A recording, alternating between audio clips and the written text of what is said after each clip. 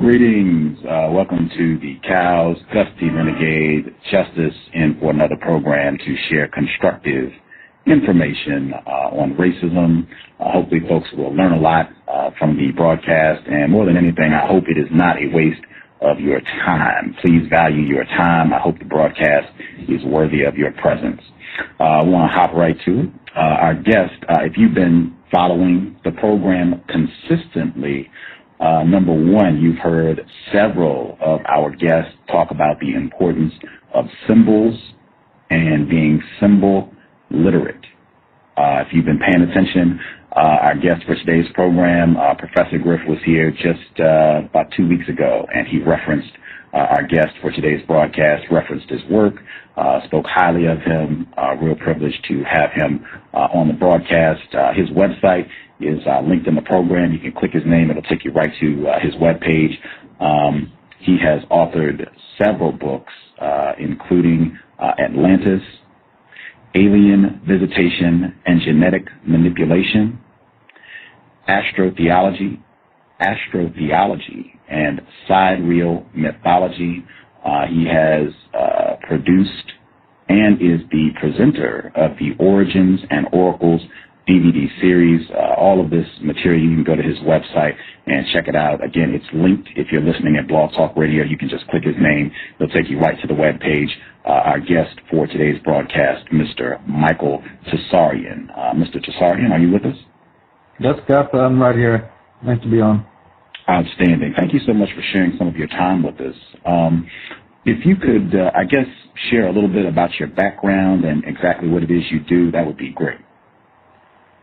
Well, I come from Ireland. That's where my journey kind of started. At least the first part of it, just looking into Irish mythology, Irish history, ancient history, it ended up becoming. But certainly back then, I had a very strong interest in symbolism, and I would say that was one of the key things that got me more interested in, say, the occult side of things, looking a little bit deeper than even history, because I just saw a lot of weird, what turned out to be pretty much evil stuff that was in the advertising genre, the sort of advertising world, on billboards, magazines, and things like that, and I didn't know what to make of it, to tell you the truth, in the beginning. But I did know that there was something not particularly good about it. I was very unhappy with a lot of the videos. This was sort of back in the late 70s and certainly in the early 80s, when rock bands would start having videos.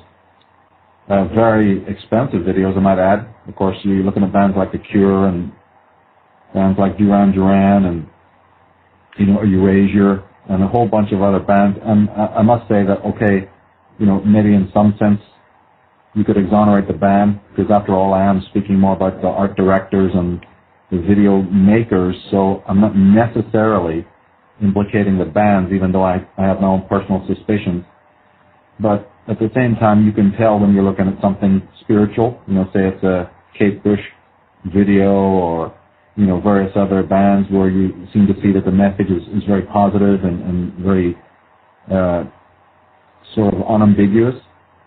And yet, and at the same time, you see these very peculiar, strange, weird videos that later on, after I'd studied more, I'd give language to it. I would, call it Dionysian, which is a very broad term, of course, but it just basically comes out of a certain cultish and at the same time very ancient lexicon of symbols. And I'd always been interested in symbolism, but this particular study started to really fascinate me. And in those days, there was no internet or anything, so it was just a matter of collecting magazines in Ireland and going around and meticulously looking at street designs and all sorts of friezes. What on earth are these lions' heads doing? What do they mean? What are these red lions? What are these gargoyles? I mean, what on earth is going on here? And started to ask questions, about the designs of churches, the designs of civic centers, and just tried from that point on to pick up as many books on the subject as possible, which is really pathetic, actually, to tell you the truth. In those days, it was very difficult because nobody was interested in this anywhere. Nobody was writing on it, especially with the depth And so it basically started happening where you had to go to very old books, very out of print, books that were out of print and quite old, as a matter of fact, back to scholars of the 19th century. And then the light started to shine, because even though they were written hundreds of years ago, basically the subject matter was what I was looking for. And then when I got to America for the first time, it was in 1980 for a very short trip, and then back in 1981, I think, stayed for much longer. And that's when it helped a little bit, because they have more bookstores. There's a few more metaphysical, I guess you would call them, New Age bookstores. And just a little bit more knowledge came through there. And I never abandoned these subjects. I actually found more information on it. And so it just went from there, basically, in an amateur way. Everything that has happened to me professionally in more recent times is a continuation of those studies. And the rest is just pure accident, because there was never any intention on my behalf, I must say, that, to even become public or write books. It's absolutely an amazing story, how all this started, because it was really mentors and people pushing me to do what I was doing and coming through for me. And then again, you might want to call it fate or whatever, but it certainly was never something I wanted to ever do. I've been around people all my life that were very famous. Some people in my family were well known. And it just, I had a total abhorrence of that kind of publicity, and never saw myself as doing anything like that. So that was kind of a shocker, and it still is every day to me, that, I get so much feedback and people just love what I'm doing, but again, it was never really planned. I've always been interested in these subjects as a study, to continue researching on my own, because I know that there's so much we don't know.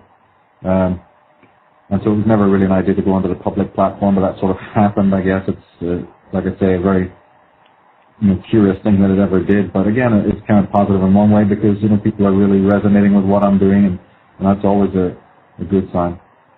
So I want to see if we can hop in, and I particularly want to look at the presentation that you did, The Hidden Persuaders, the subversive use of sacred symbols in the media, and really see if we can carve out as much info about these symbols as possible. Before I get started, are you a white man? Yeah, Caucasian, yeah. Okay.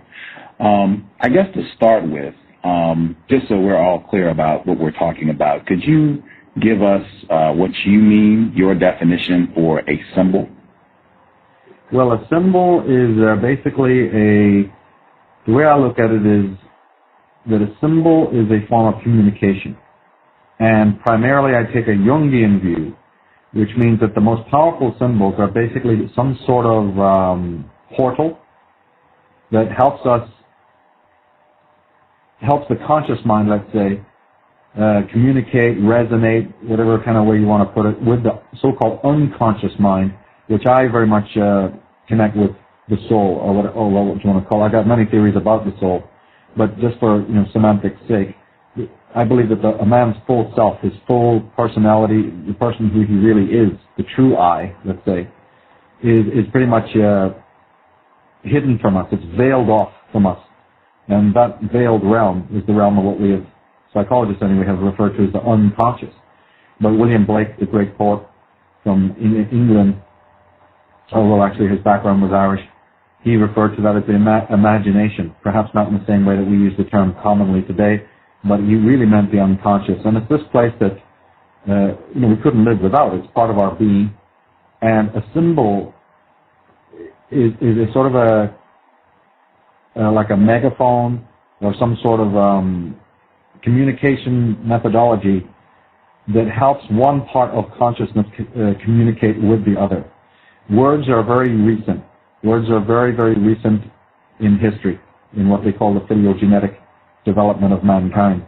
And therefore, symbols go further back than that. Symbols are also colorless, creedless, they have no restriction. And therefore, a circle is a circle no matter where you're living in the world. Of course, philosophers always talk about certainty, and even in their world, shapes and numbers are very important in this, because of course you can't think of anything but a three-sided triangle. If you're going to say a triangle, you're already implying three sides. So there's something sort of definite, something sort of certain, something unambiguous about symbols. However, having said that, each subjective person brings to a symbol or a number or a color, their own, shall we say, baggage or their own mental content. And this is where then the real relationship is. If you look at a sphinx, no two people are going to look at it the same way. Some people like green, some people like blue. And the thing is that when you're dealing with symbolism, you are bringing a lot of your own consciousness to it. And therefore, it's like having the 88 keys of a piano. Yeah, you have a piano, there it is. They're all pretty much the same. They're all tuned exactly the same. The tuning is precise. But how many musicians will come to it? I mean, there's me tinkling away uselessly on a piano, making horrible noises.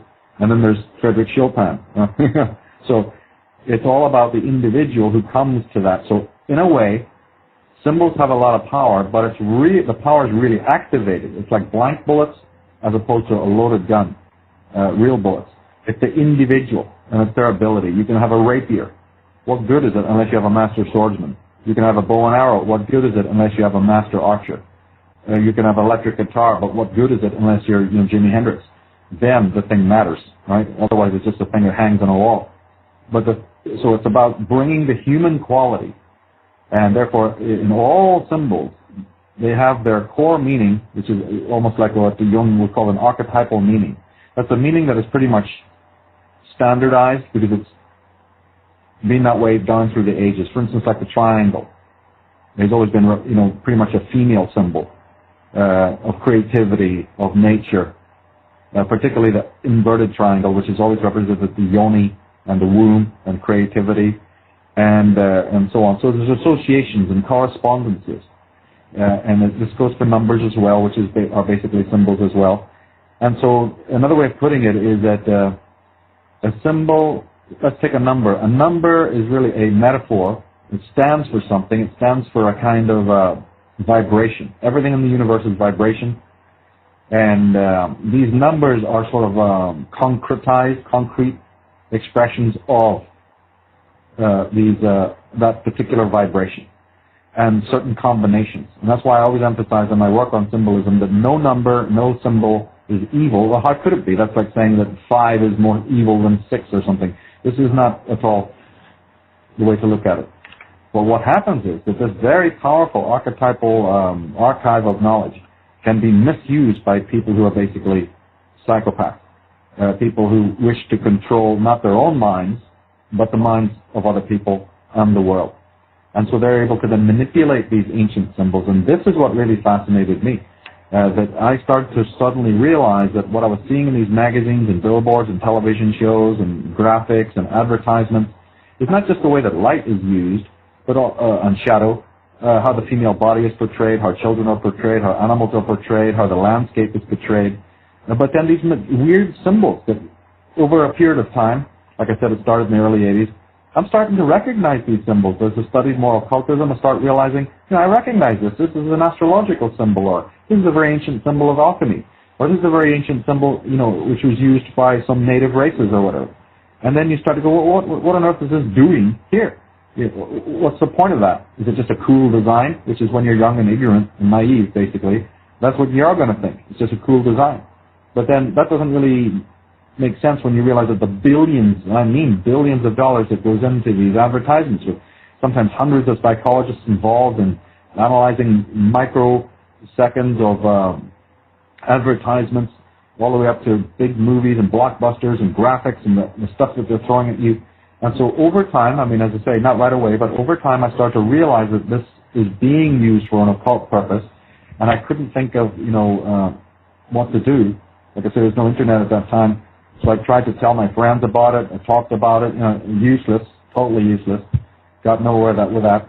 And it was only years later that, again, having learned a lot about this through the 80s, that then finally in the 90s, when I came back to America, I got the opportunity to do some small talks on it and a few interviews and whatnot. And then when I started doing my classes, because I was very interested in tarot and the studies of these ancient divination arts, I would then.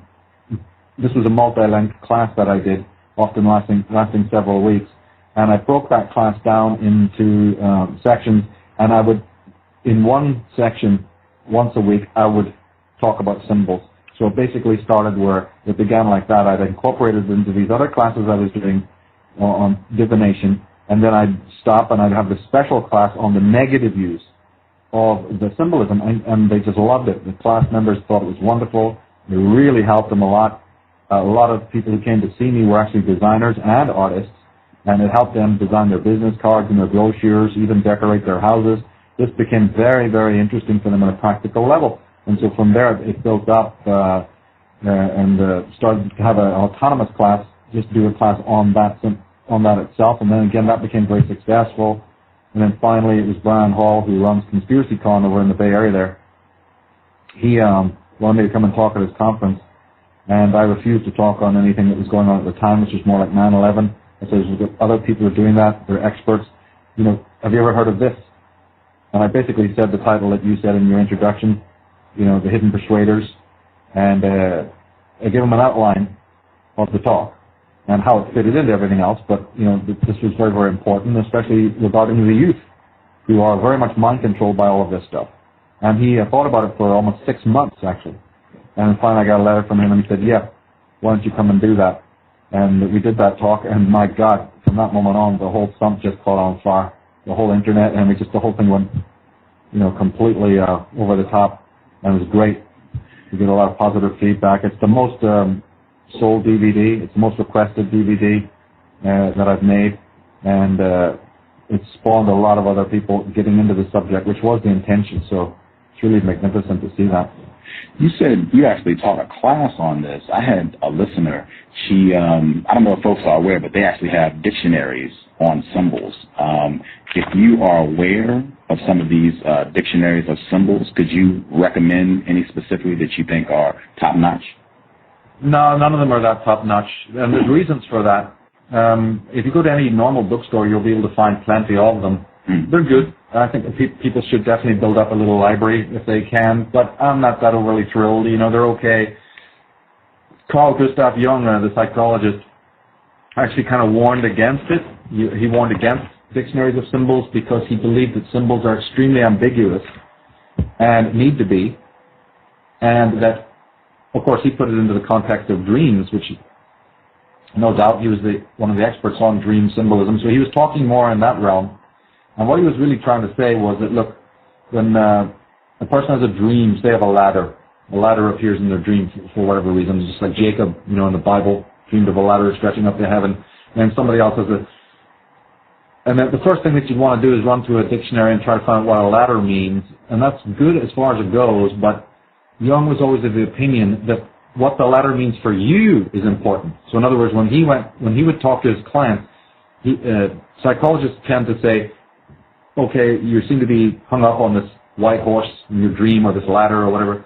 What do you associate that with? And this is very important because the A to Z thing, the A to Z thing is good up to a point, but it also can be somewhat negative because all symbols mean something only to you. They're associative to your own consciousness, and that's what needs to be remembered first. So this goes for people who write down their dreams, anyone who recalls their dreams, or anyone who studies symbols in general. A symbol of a bee, for instance, say a bee or a beehive appears in your dream or whatever, or again a particular kind of animal totem or whatever. It's very important for the person to try and find out what that symbol is telling them. What does it mean for their life? Did they encounter the symbol when they were young? Did it have a purpose for them? And go from there. And then only in a secondary way, look at its more generalized meaning. So yeah, it's good to get online and check out the meanings of symbols. That's helpful. And if you're studying symbols, of course, you want to do that. Never forgetting, though, that each of these things matter to you. And this was very much the core of what I taught when I was doing these classes on divination. How we got into the symbols is that I was teaching people their chart, of course. I was teaching people my system of how to work out their charts. And in a chart, it not only involves the astrological symbols, but it involves the colors, it involves their numbers.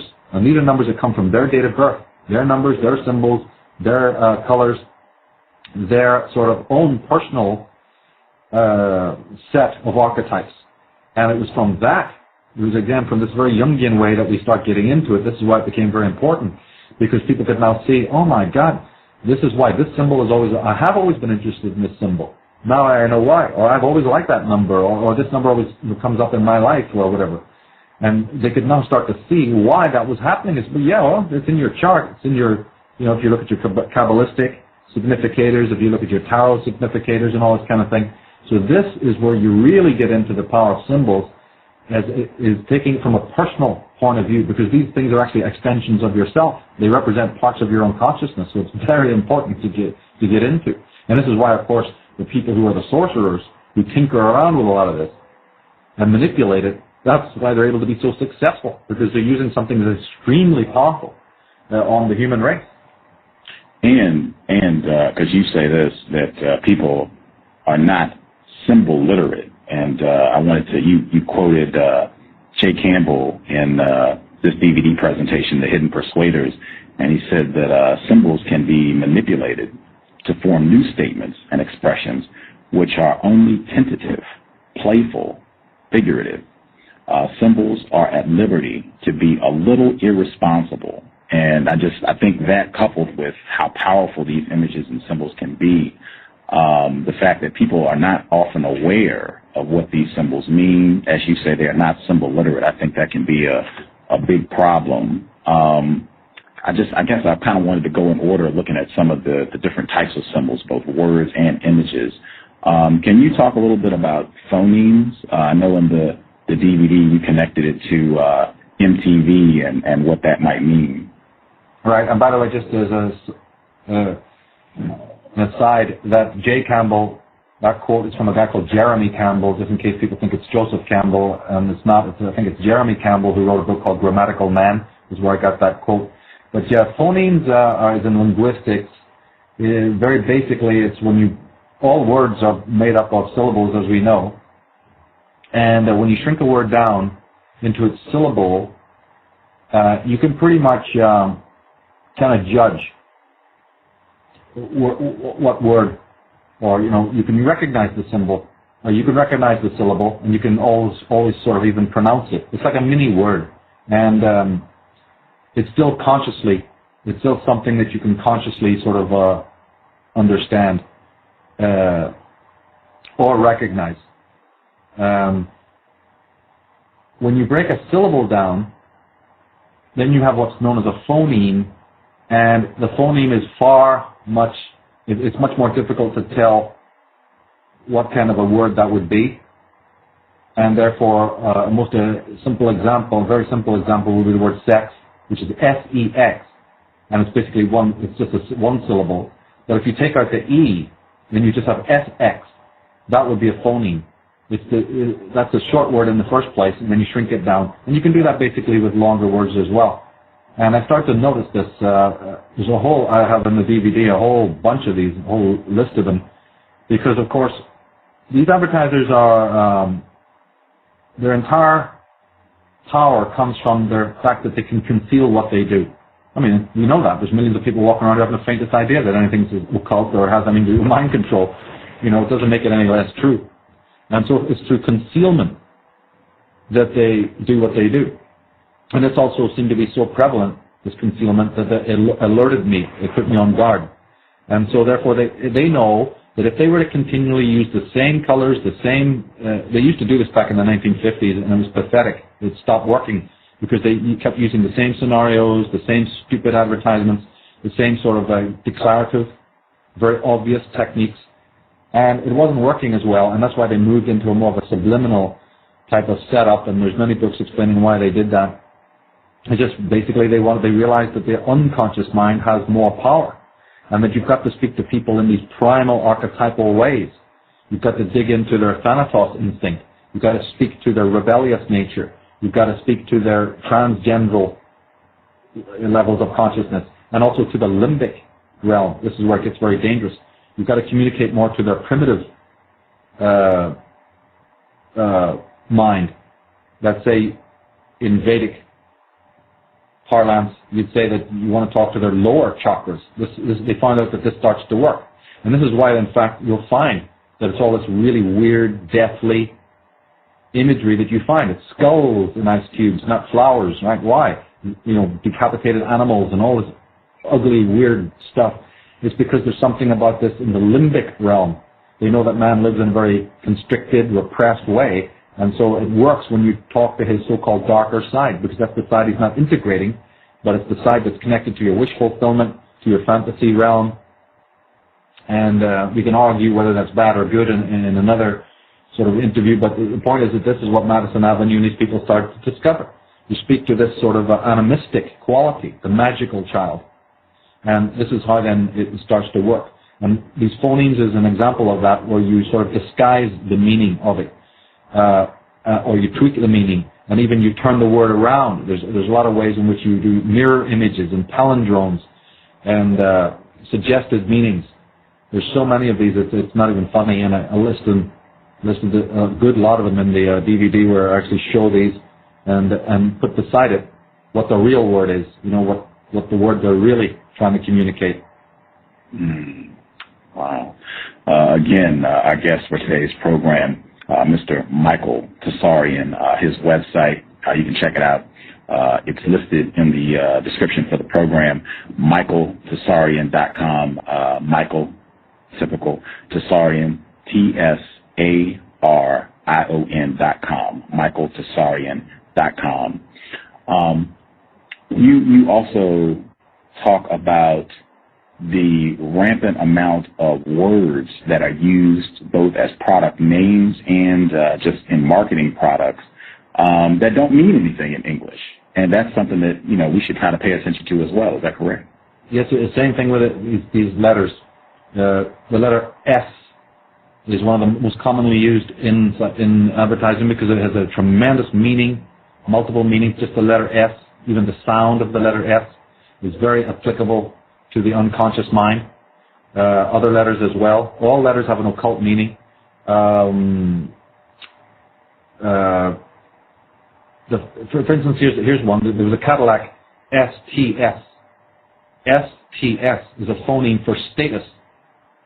So it's very clear. It's a no-brainer actually when you think about it. The Cadillac is meant to be an elite product, and therefore they use the status. The advertiser guy's too smart to use the word itself, so they go, look, we don't even need to do that. We just shrink it down into its phoneme, and then you let the unconscious mind connect the dots. They do this also for moral reasons. They think it gets them off the hook because they think that your mind is making the association. It's the same with all this rotten, evil, Dionysian content that you put into a lot of these videos, these musical videos. It gets them. They think it gets them off the hook. Hey, we're just throwing these symbols at you. You're the one making the connections. You're the one with the hang-ups. You're the one bringing, again, those connections. So if you see this and we show you an obelisk, and then we show you the egg, or we see a crucifix, and you see a sort of a vagina symbol or whatever, you're the one making the sexual illusion. You're the one making those connections. And in a way, they're kind of right, but in my opinion, it doesn't get them off the hook. They're playing with symbolism, and they know exactly what they're doing. And one of the fascinating ways, which you so rightly say, is that, again, they're very clever not to use the same ploy over and over again, because obviously this is all about pattern recognition. And if you keep on using the same stuff over and over again, you might blow the gig, and people become consciously aware of it. And the moment that you become consciously aware of something, you are able to defend yourself. Then that's what the ego is all about. The ego is the center of our defenses against that which threatens ego autonomy. And therefore, their game is much more weakened. Their game is weakened a lot. So they try to bypass that. And one of the techniques that they use is to literally use words that are either Latin or ancient Hebrew or Greek. This happens a great deal. Or words that are just composite words, English words forced together. There's a whole art that they use. You'll have astro-theological words, astromantic words. It's just unbelievable when you get into that. In the DVD I made is something like, I think, between 5 and 8 hours long, because the thing is endless. You've just got to show a lot of this stuff and bring it all together so that people know what you're talking about. But, for instance, words like Lexus and Acura and so many other, Lumina, all of these different phrases and terms. Mazda, Nissan. These words have not only physical meaning in other languages, but they also have an esoteric meaning. And it's this that people need to grasp, because all control, all imperialistic mind control techniques very much use these esoteric connotative phenomena, when they're talking in religion or advertising or anything like that. This is the way to do it, because the main simple reason is it just simply bypasses your conscious mind. They want to bypass your natural defenses.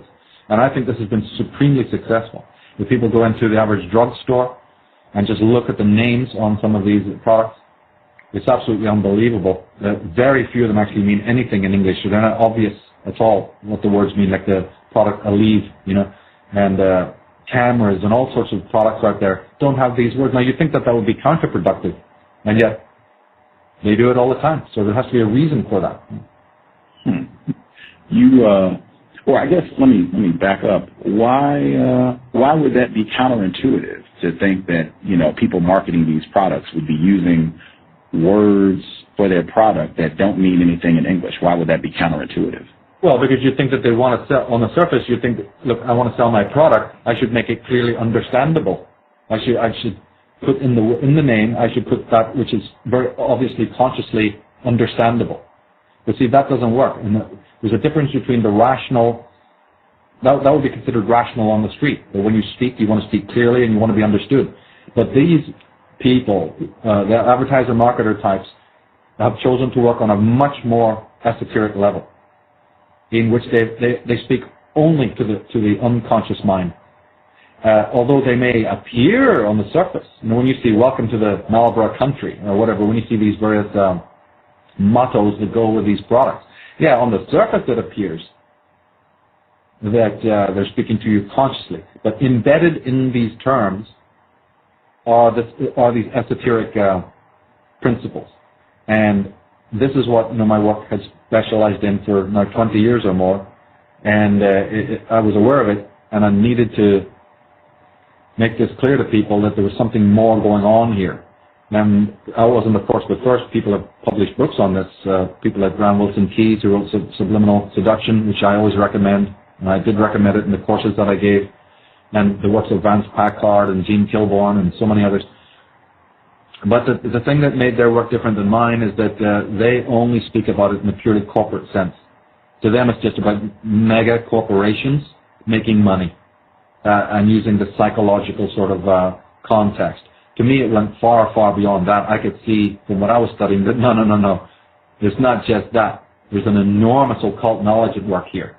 I mean, there's a lot of occult knowledge here. I've studied occultism all my life, and I knew that this is not just simply guys sitting there. They're actually drawing upon occultism. They're drawing upon alchemy. They're drawing upon mysticism. Because I've studied yantras, mandalas, Native American Indian sand drawings, you name it. All the occult stuff I've studied all my life. And the pure meaning of these ancient symbols, be they Aboriginal, be they Native American Indian, be they, Nordic or what have you, there's a very great deal of power in these symbols. The jolly green giant, where does that come from? Why do they use so many elves or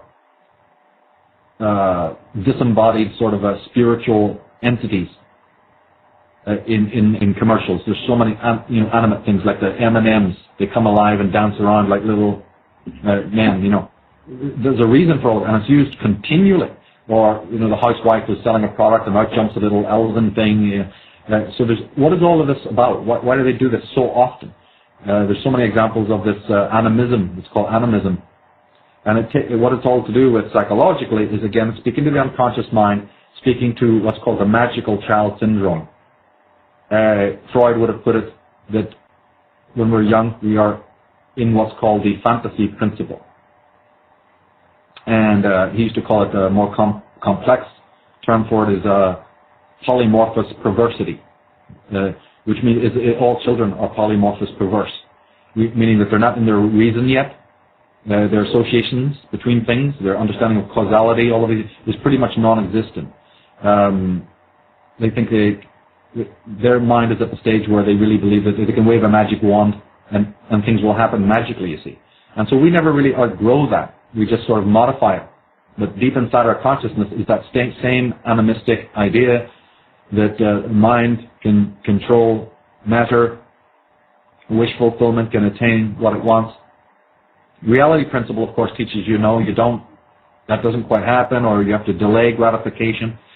And so gratification is a huge piece when it comes to marketing. All of the people who are marketing to us understand that there's a conflict between I want this and I want it now, and the delay mechanism, which is the defining moment that separates the fantasy principle from reality principle. It's delayed gratification.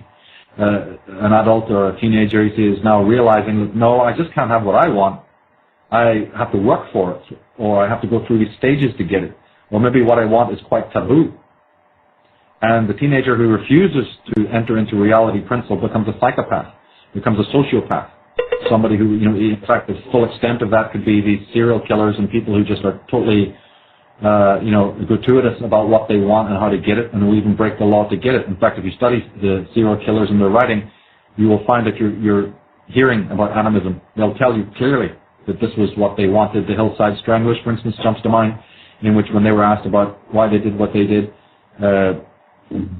either they themselves or one of their close cohorts said it was like us going into a candy store and being able to take any candy we wanted, whenever we wanted, and take it for free. You see, so there's a typical example of what I'm telling you, with Ted Bundy, all of these people. When you get down to their actual modus operandi, they will actually speak like children. And the great thrill was being able to take what they wanted without being caught, and have complete power and dominion. Now, that's all right for a child, but it's not all right for an adult, obviously. But what happens with these advertisers is that's the kind of brain that they want to appeal to, and believe me, the top advertisers will tell you this. They've written it in their own works, they publicly speak about it, their seminars that they give one to the other when they meet are always about this. They treat all people just as children, as infants, and that's why they put a lot of this infantile Disneyland phenomena into their work. It's all right. I'm not saying, we shouldn't play, we shouldn't fantasize. There's a moment and a time for that. But when you're dealing with it on such a mass level, where it's literally regressing the entire population of the world back to a primitive level, well, there's nothing good in that, Wow. What would you say for people who hear your work and they say, this Mr. Tsarion guy, he's got some information, I guess, but, people are not that stupid. I'm not that stupid. You can't tell me that, just putting these images or these words together, that's going to have an impact. That's going to somehow manipulate my thought, speech, and action. What would your response be? Well, they need to read the science, because they're completely wrong. In fact, it's been scientifically proven that very idea, idea that you have defenses, that you can't be fooled, that you can laugh it off, is the very state that the advertisers want you to be in. That in fact, you're doing their work for them now, because it's irrational to think that. The mind is open to suggestion. In fact, so much so, in fact, one of the latest talks I did, I finally was able to get into this thing about auto-hypnosis, which I've wanted to do for many, many years. In fact, those who really studied hypnosis truly know that almost all the human race is under a state of hypnosis in one shape or the other, right down into the philosophical idea that nobody even sees reality, they see their own ideas of reality. It would only be true if people thought that if they were totally real. If they absolutely lived in a state of total reality, but in fact this is not the case at all. Belief systems, opinions, all of these are not rational, they're irrational. And therefore people are not grounded in reality, and they don't have defenses. But the illusion that they have defenses, and that they can't be fooled, and they can't have the wool pulled over their eyes, is absolutely necessary. The magic or the sorcery can't work without people having the illusion that their minds are their own. This is crucial. So those people who say that, I tend to say, okay, well, yeah, that's why you're wearing a Nike T-shirt, an Adidas hat, you're buying Coca-Cola and all. You don't have to look at their lifestyle. And this is, as I say, been scientifically proved. People have been put under hypnosis. People have been analyzed. Their shopping habits, their sleep patterns. The books are there. The evidence is out there that no, It's only when you understand what is going on and you're able to decode what is going on that you then have some kind of immunity to say, yeah, I know what they're doing. I know it's very serious. I know it's a form of mind control, done generally, done ubiquitously across the planet through the television and what have you. And therefore I'm on guard to it. As I say to my audiences, you don't need to throw your TVs away or anything like that. You just need to remember what's coming over and take it seriously and realize that, and strengthen your immune system. I'm not telling you to run away and hide, because that doesn't strengthen the immune system. That's just escapism. What you got to do is realize what's going on and start to see what they're doing. How do they portray women? How do they portray the different races of the world? How do they portray animals? Again, how do they portray habitat? How do they portray the average male? It's so repulsive the way the average male, especially the father figure, has been portrayed in the last, 25 years. It's so hideously obnoxious. People think there's nothing to that. They laugh and clap and think it's wonderful. What on earth is going on here? And so, for instance, the sexualization of children. It's so rampant. It's not even funny. I tried to go into this in a talk I did in Europe called Age of Manipulation, in which I, again, can't get into it as much as you want, but I had a few very powerful excerpts about the sexualization of children and how that's done. And it's become, again, ubiquitous. And so I would say that there's a lot of problems there, and people are not defended against it. To be defended against it means to study it and know it for what it is. Again, our guest for today's program, Mr. Michael Tsarion, his website, michaeltsarion.com. Images, I think real important symbols can be images, they can be words. You have a lot of variety.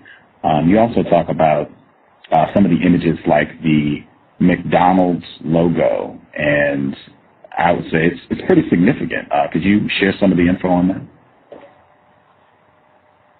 Yeah, that one has always been very interesting to me because it's a sign of Aries, the sign of the first house of the zodiac. Very blatant. Even the colors red and yellow, we refer to that house.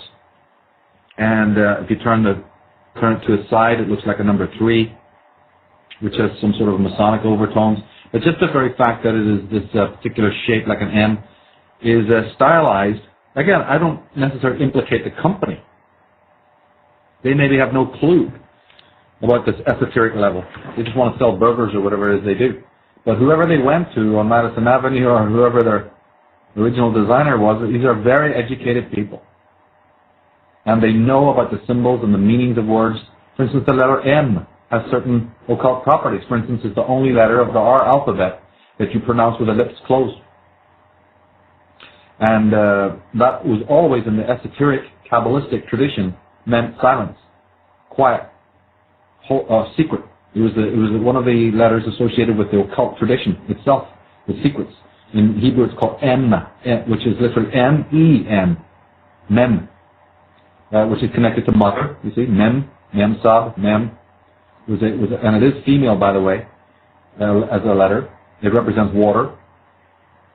And it also represents, as I said, occult secrets, occult silence. It refers also to the house of Scorpio.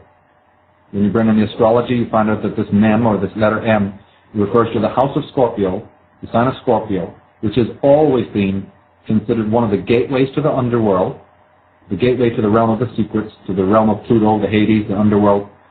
It's also connected to the female mysteries, which is interesting. And it was in England during the war. I don't know if they had it in America, but there was this poster always says, "Keep mum." In other words, don't speak because the spies might be hearing you or something during the time of the war. And everyone used to say, "Keep mum, don't speak about anything." So that again is from this Hebrew ancient Kabbalistic concept surrounding the letter M. But the style that the arches, the golden arches are done, which again was actually a very ancient name for the sign of Aries, is like the horns of the ram. And then the orange set against the red background, or the yellow, sorry, against the red, is the rising of the sun.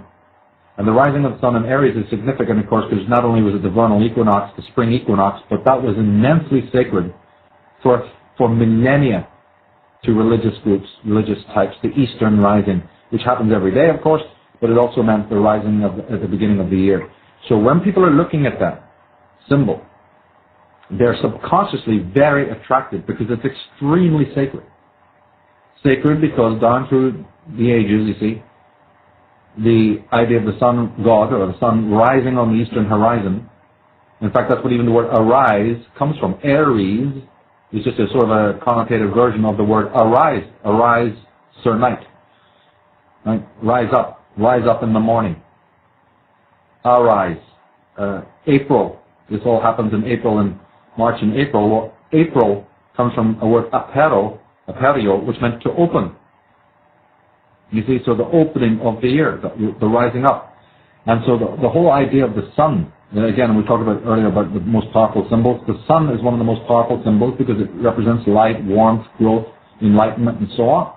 And so if you can incorporate the symbol of the light or the symbol of the sun into your logo or whatever, it has a very, very powerful impact on the conscious mind and the unconscious mind as well. So some of the greatest and most powerful symbols are composite symbols. They don't just mean one thing, they mean a multiplicity of things. They're very suggestive on many, many levels. The Discover card, disc over. And you look in the middle, disc over. And the O is always like a sun. Yeah, because the disc is moving over the black. The card is black, the O is a sun, and you have disc over, disciple, disciple, right? There's very great takes on these words. Nissan is a half sun across a bar on which the word Nissan is written. And Nissan refers to the first month of the year, again to Aries. Mazda is a Hura Mazda, the ancient Persian god of the sun.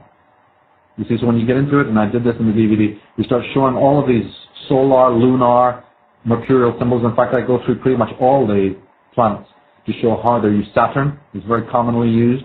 Mercury is unbelievably, the symbols of Mercury are just unbelievable. Right down to Piccadilly Circus and the statues you find there, to names of newspapers and God knows what.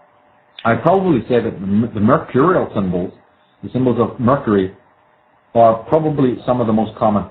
You find it on banks, on all sorts of logos and newspapers, as I said, magazines, in 101 ways. It's very, very common. The dove is quite common, the pentagram, certainly the crescent moon, the pyramid is massively used.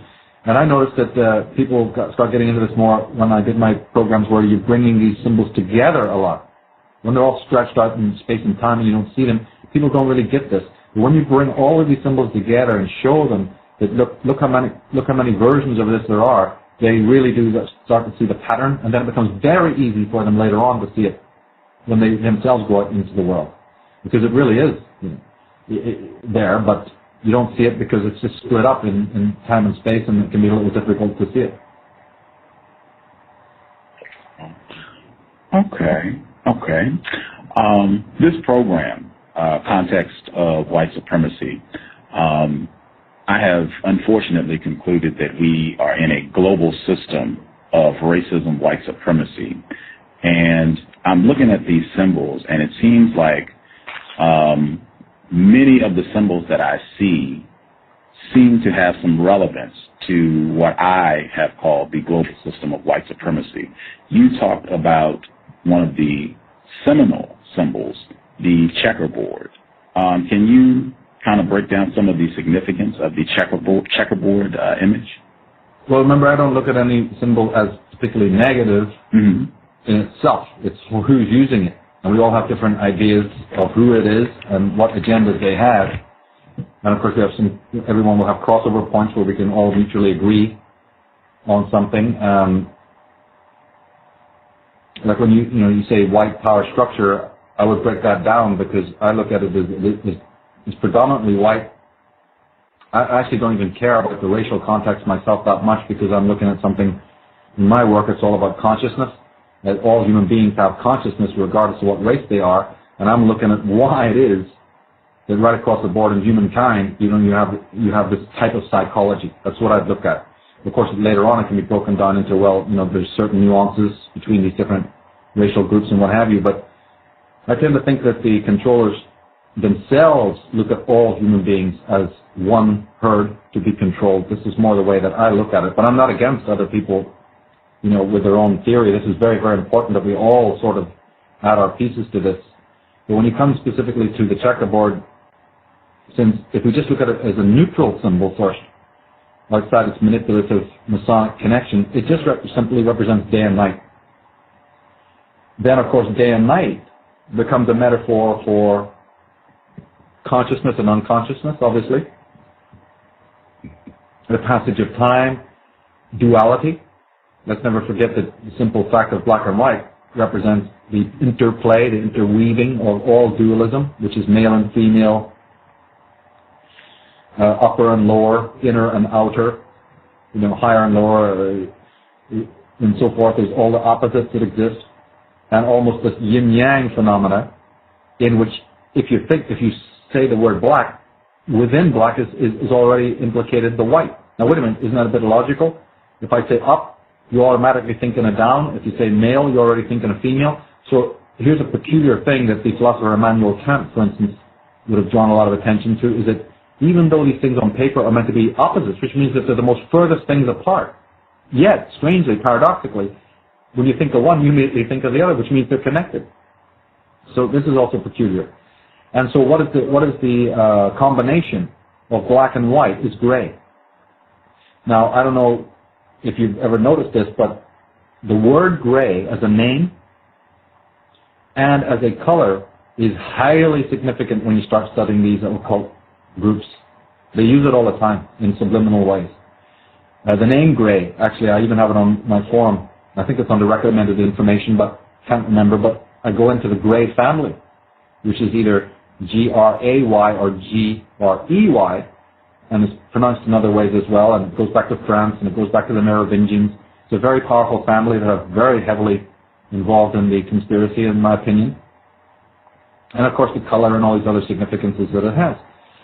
But then when you get it more into the Masonic aspect, it doesn't just represent day and night, it represents more to do with knowledge and ignorance.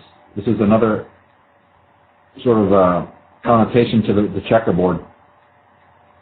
And it's then that the real secrets of it come out.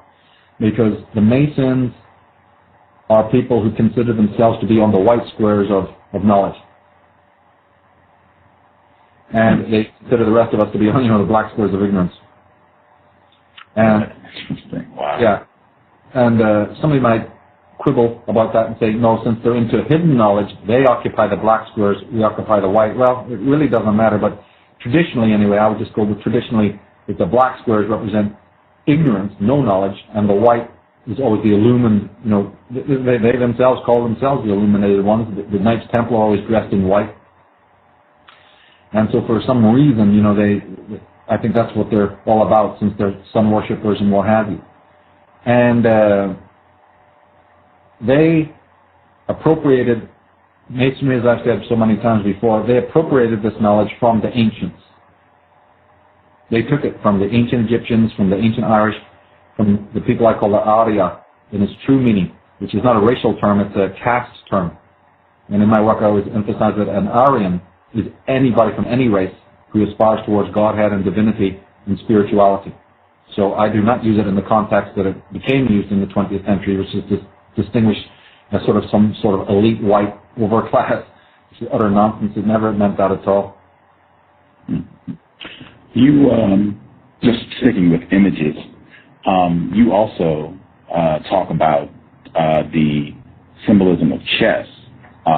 In your presentation, you quoted Sidney Webb, founder of the Fabian Society, and he said, to play those millions of minds, to watch them slowly respond to an unseen stimulus, to guide their aspirations without their knowledge. All this, whether in high capacities or in humble, is a big and endless game of chess, of ever extraordinary excitement. Given my position, that also stuck out to me. Chess, it seems to be, it factors heavily in a lot of films. The imagery of chess, people use it as a metaphor to discuss war and to even discuss life. Life is supposedly just a big game of chess. Most of the chess pieces that I've seen, they're white and black. What do you think about that imagery or that symbolism? I think it's very true. I think these people, it comes with this psychopathic, sociopathic, hierarchical mentality that it's a game. You know, all tyrants think this way. You got all these pawns. You got all these movements. It's all about suppression and conquest and the use of intelligence to win a point, which means highly competitive, which all fraternities are. It's meritocratic. It's old boy network stuff. It has occult underpinnings, of course, because as soon as you start talking chess, then you have to speak about the Chinese, then you have to speak about the I Ching and fate and randomness and variables. You think of the game as controlled, yes, but anybody who knows about games, whether it's cards or any other game, know that there's also variables involved, and it's being able to predict those, so there's certain clairvoyance involved. It's interesting that the I can't remember, is it 64 squares on the board, you know, it's meant to sort of connect with the DNA. It's been a while since I looked into this, but there's some sort of connection there with the DNA, the codons and stuff like that. The I Ching breaks into this. So again, they have a very intricate sort of mysteries that they unfold to their initiates about the meaning of their what they call the trestle board. And again, a lot of it is simply astrotheological. Its origins are so ancient that one of the earliest accounts I've ever been able to find of the game of chess was actually in Ireland, where they, many thousands of years ago, the Sun King, who was known as Lu, L-U-G-H, he arrived one day. His story begins where he actually arrived at the court of the kings and tried to get in. And the guard at the door said, yeah, we just don't let anybody in. Who are you? And he started talking to them about all these skills that he had. He said, you know, you should have me join because I got all these powerful skills. And in fact, in Gaelic, his name means the master of all the arts. And finally, when they let him in, they tested him by having their chess master come and play a game with him to see, you know, how intelligent he was or whatever. And so this great trial took place where the two gods came together and played a game of chess. And in fact, Lu won the game and even created a new move that then entered into the lexicon of chess. I think it's called Lu's Enclosure or something like that. So again, even thousands and thousands of years ago, the idea of a game between two brains or two minds.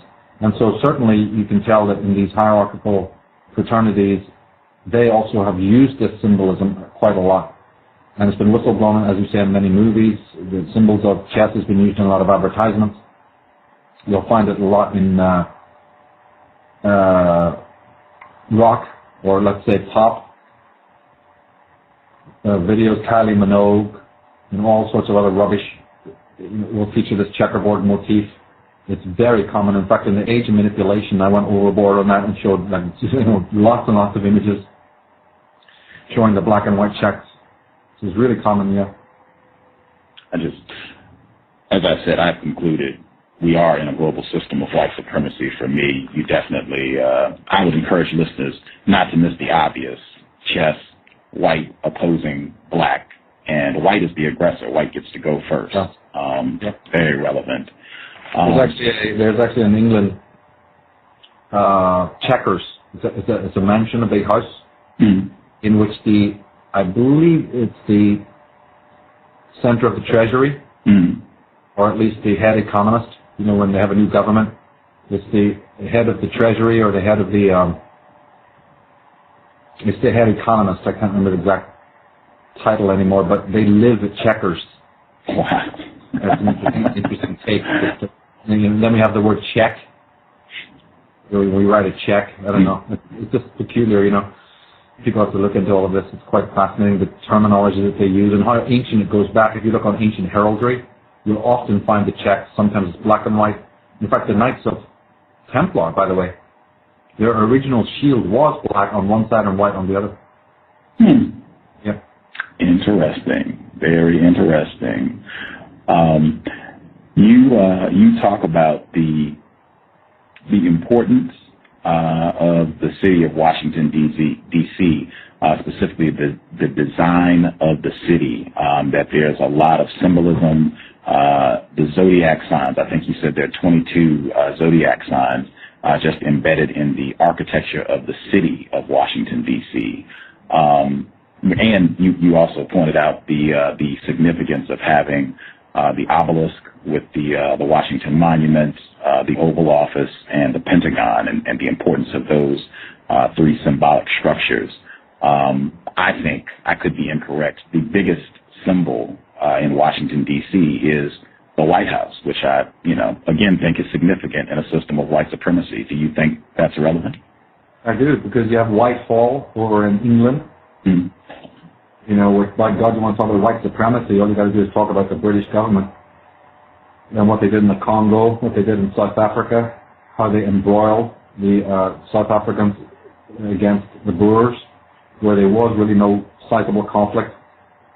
When the Boers had taken over South Africa, one can argue they shouldn't have been there themselves, but they were a far less oppressive regime than the British under Queen Victoria when they went in. So the hidden story of Africa tying into the murderous British Crown is just make you weak. People need to really get into that subject and find out what type of travesty has been going on there, how the Vatican, for instance, plays a role in the slave trade, how the Jews play a role in the slave trade. I've talked a lot about that, and people really need to find out about that. And how also, even long before Jews and were involved in the slave trade, it was the Knights Templar of Scotland, as a matter of fact, were some of the earliest slavers. Actually, even the Vikings, for a period of time, were slavers, but never let us forget that the Vikings divide themselves, of course, into Christian Vikings after Christianization, and pre-Christian Vikings who have been more pagan. And guess what you find? At the moment that they start doing their slaving, they just happen to be Christianized. It's a kind of interesting point. They're already colonized by the Vatican. They're latter-day Vikings.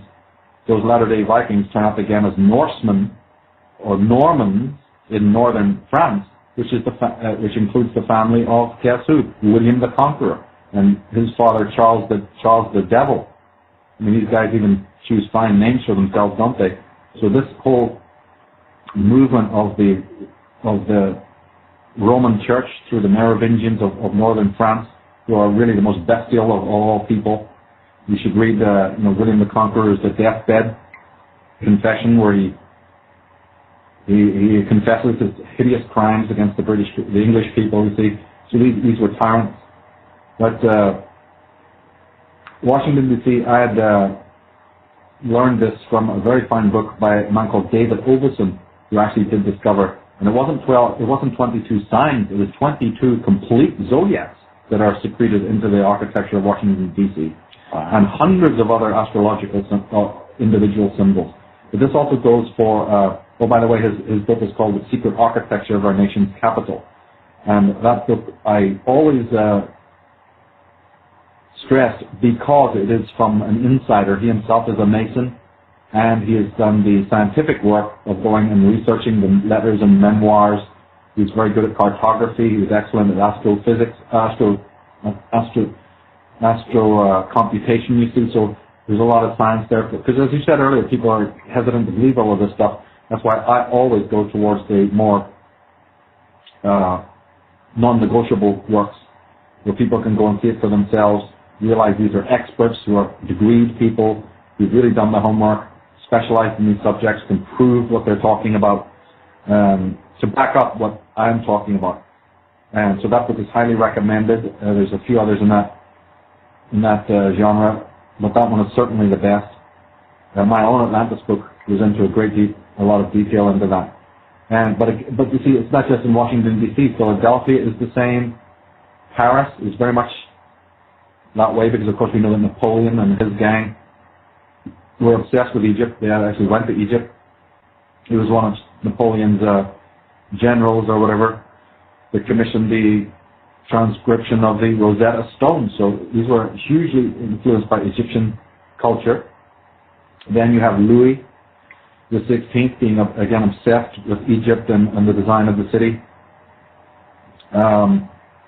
I think it was either him or Louis the 14th that referred to themselves as the Sun King, because these people are solar cult worshippers in exactly the same way. with Benjamin Franklin and the founding fathers. These people are aristocrats. This is what people don't understand. They talk in terms of democracy, this, democracy. Nothing could be further from the truth. The controllers, be they politicians, be they popes, be they kings, are solar cult, what I refer to as Athenists, and that means they're imperialists. They just throw these terms around like Sidney Webb is talking about, and it's a big game for them to keep the slave, you know, 1 minute he's in a dungeon, but if they put him in a nice cell with some air conditioning, suddenly he thinks he's no longer a slave. It's ridiculous. Wow. I wanted to ask you about, I didn't hear this in your presentation, but I did want to ask you about just the game pool, because I think games and recreational activities, I think they also are very symbol rich. And the game of pool, the object of the game, the white ball, is supposed to knock all of the non-white colored balls off the table. It's played on a green, I guess, I don't know what you would call it, green field. I think that it's symbolic of the earth, and the white ball being in control, and specifically the game ending when you knock the black ball completely off the board, and all of this being done with a phallic symbol. I see a lot of what I would say is imagery that suggests racism, white supremacy. Does what I just shared, does that make sense? And, you know, what symbolism do you see in pool? Actually, it does make sense. I've never thought about it until you just brought it up right now, and I think it's a very, very good metaphor. And it probably does have the meaning you suggest, because, as a matter of fact, if you take the game billiards and the game of snooker, which includes pool, of course, it was actually invented in India during the time of the British Raj, which again brings us back to the same point I was making a few minutes ago about the aristocracy of Britain. The aristocracy, and of course, these are people who grew up in slums. They put on they go to India and they think of themselves as, you know, viceroys and stuff like that. Did you know Clive of India was some guy from a back street? But when they're going over to beat up on the wogs, you know, then they imagine there's somebody really high and mighty. Well, this is where the game became very vogue. And they used to make the balls out of ivory, which again is very, very imperialistic, because you're killing the animals, you're slaughtering, it's like loot booty, you know, you're taking the wealth of the land, the minerals, the animals, and you're basically plundering the country. And so these Johnnies that would in the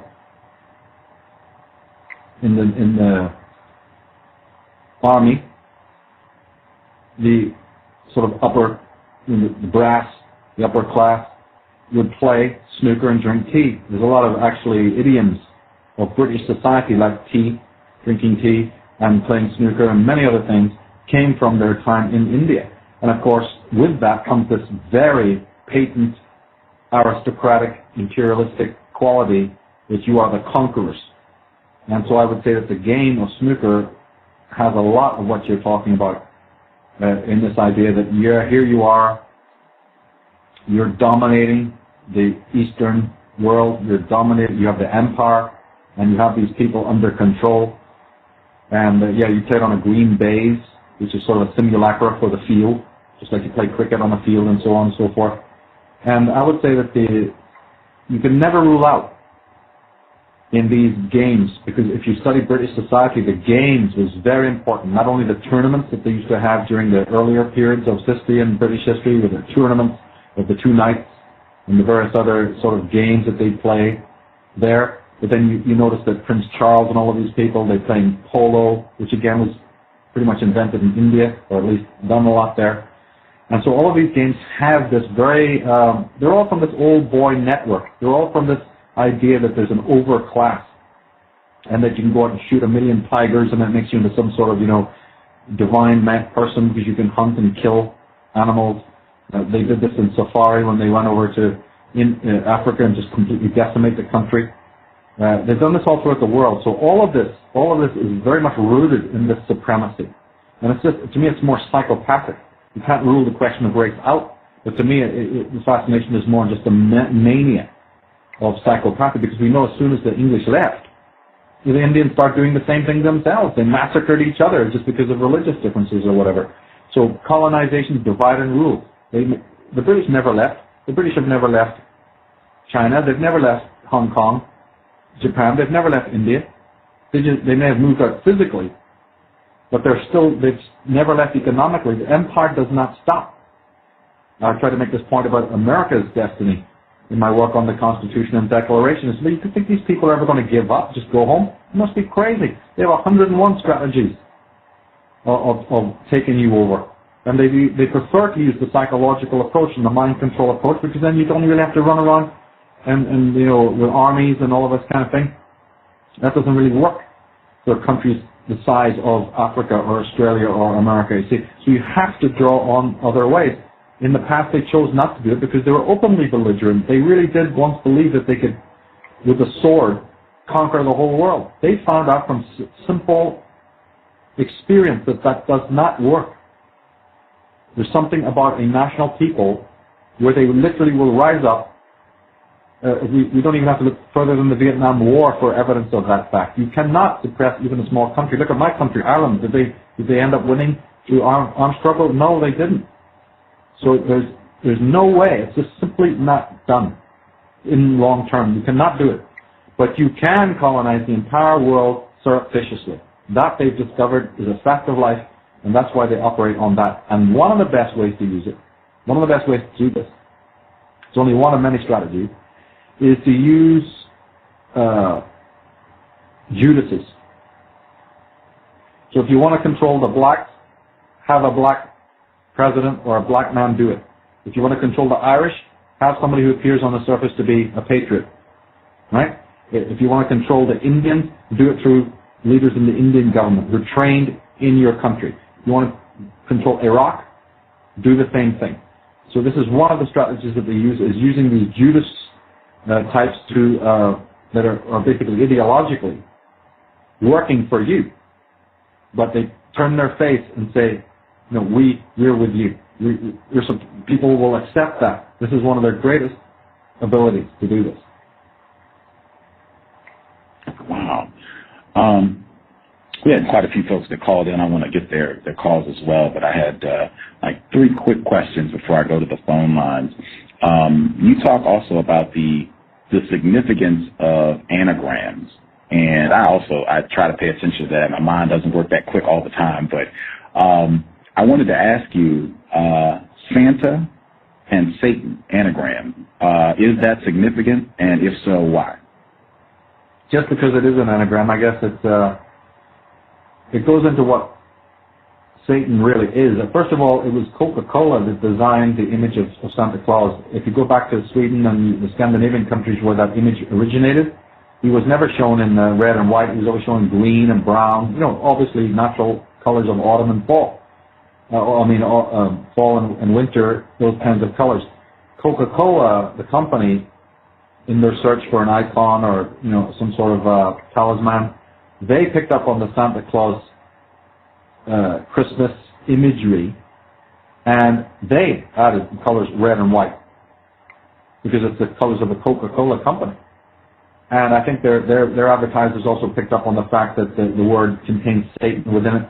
And of course, again, this has psychological power because it's relating to what? It's relating to the limbic brain, the devil within man, the sort of dustial quality, the sort of uninhibited kind of quality added to this earth figure who's partly a god of plenty.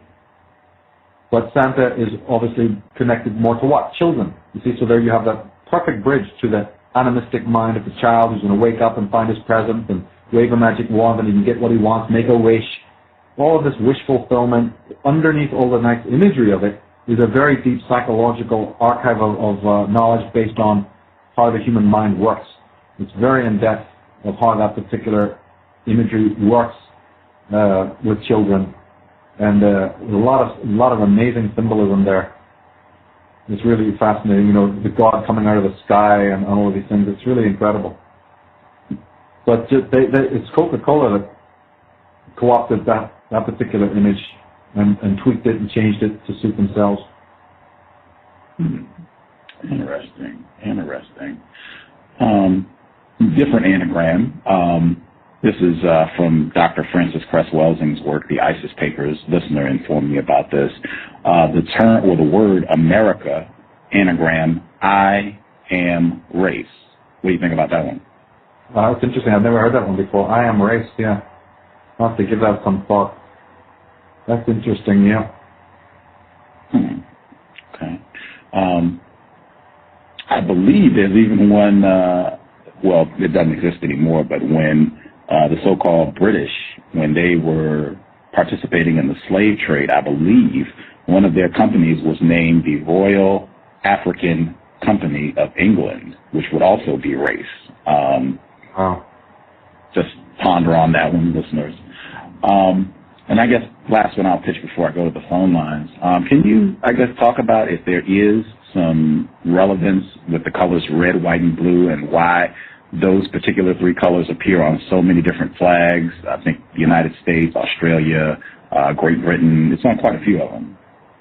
The red, white, and blue is meant to have been three of the colors involved with the Temple of Jerusalem, the original Temple of Solomon, I mean.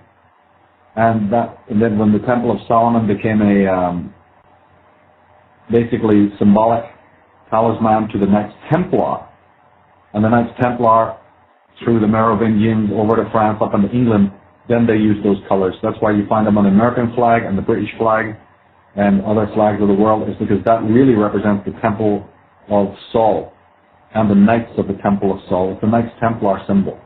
The crosses motifs are astrotheological primarily. The fact that you find these crosses, and if you remove all the other crosses on the British flag and just use the red cross, then you're down again back to the Knights Templars, whose headquarters is in Switzerland after they moved out of France. They're still very strong in France and England, but the official headquarters is in Switzerland, and of course they have what? A red cross as their symbol on the it's a Knights Templar cross basically on the flag of Switzerland, and it's a Swiss guard who guard the Vatican, because Knights Templars and Vatican are connected. Many of the popes were put onto the throne of Rome by the Templars, or were Templars, literally born out of the Templar families of northern France. Became many popes. There's many I could list. But the scholar Ralph Ellis has linked back the red cross to the god Set, the Egyptian god Set, as being one of the colors of Set, but then goes on to say that even the color blue was the color of Set. So that's two out of the three colors, red and blue, and which are two of the colors that turn up on the British aristocracy and their flags and what have you. Turns out to be linked to this ancient god Set, one of the most ancient gods in the world actually. And the blue was always a garter. And so you have in England the Knights of the Garter. And the garter is just a belt. So when you're only looking at British heraldry or any British emblems, heraldic symbols, especially if you go into Wikipedia and look up Knights of the Garter and look at the symbol of the Knights of the Garter, you will see that little blue belt encircling the red cross. So you have the red cross of the god Set and his blue belt or blue garter. That's what the ancient word garter meant, just a belt, which knights would always wear on their person. And then you have things like blue ribbon. This is a very common term. The blue ribbon is even given as an award in sports. It has some connotations within government, political circles. The Conservative Party of England will always wear a blue rosette, you see, so, and with these two ribbons hanging down. And this is all ancient symbolism. Ribbons are often attached to poles, just like they are with the flag. So there's a whole Egyptian tie in here. And with these colors, the red and the blue, connecting to the Temple of Solomon, but even before that, to the ancient god Set. It's really interesting, actually, when you get into all of this, especially the red cross. It's really phenomenal. There's even in the White House, there's a room called cross room, I think it's called. I heard it written down somewhere. And it has a red carpet in it. So there's some fascinating stuff there, yeah. And by the way, the White House is based on an ancient Egyptian house, which was the treasury in ancient Egypt. I think it was located in Memphis, and it was called Per Hetch, and it meant the treasury, the White House. So it was actually one of the pharaoh's houses, and the house of the treasury in Egypt was called the White House. Wow. Memphis was actually called the place of the white walls. Same idea. Whitehall. You have Whitehall in England. Very interesting. Very interesting. Yeah, they got pictures online. I'm looking at Cross Hall at the White House right now. That's the Cross Hall. That's it. Wow. Yeah, Striking. You know, there's so many Israelite, Zionistic stuff there going on. It's just unbelievable. Wow. All right. I'm going to go to the phone lines and check out, see if folks have some questions they would like to ask. Justice, if you have some questions for Mr. Michael Tsarion, his website again, michaeltsarion.com, the last name Tsarion, michaeltsarion.com. Justice, if you have some questions, go right ahead. Did I hear you say chakra? If so, what do you mean when you say chakra? She's asking what? The term chakra, did you use that term? And if you did, could you explain what you mean when you use that term? Yeah, earlier we were talking about, remember that they appeal to the lower chakras, these advertising agencies? Yes, sir. Yes, sir. I do remember that. Yes, sir. I guess she's probably confused what I meant by that. Well, in the Indian system of yoga, one of their systems of yoga, they divide the energy centers of the body up into 7 chakras. Actually, there's a lot more, but they literally divide them up into 7 basic chakras. And the word chakra means nothing more than wheel. Rotating wheel. It's just a metaphor for these energy centers. And from the groin to the top of the head, they exist. And if you really start studying them, it's quite interesting because each chakra, when they portray the chakras, they tend to do it, like I said, as wheels. But some schools used to portray it like flowers with a bunch of petals.